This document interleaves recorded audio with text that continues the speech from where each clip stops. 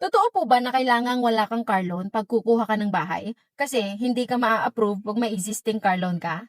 That's a great question, Mark. And the answer is, hindi totoo na bawal ang car loan para makakuha ka ng mortgage. But, may catch tayo dyan. Ang tinitingnan kasi ng lenders ay yung tinatawag na debt-to-income ratio.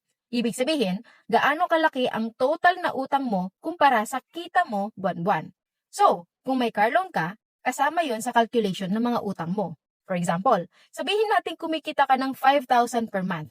Tapos, may car loan ka na $600 per month. Malaki na kaagad ang bawas sa kapasidad mong magbayad ng mortgage.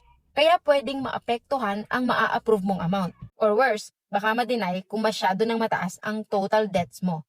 Pero good news, kahit may car loan ka, pwede ka pa rin ma-approve basta pasok sa allowable limit ng debt-to-income ratio mo. So, ang pro tip, kung balak mong bumili ng bahay soon, try to avoid getting a new car loan. Or, bayaran mo yung existing car loan mo if kaya. Or, pwede mo ring i-refinance para mapababa ang monthly payment mo. That way, mas mataas ang chance mong ma-approve for a better mortgage amount. So ayan ha, I hope this helps. If may utang ka man now, hindi pa rin game over. Let's strategize together. Kung may tanong ka pa about mortgage, message mo lang ako or drop it in the comments. Baka sagutin ko yan sa susunod na video.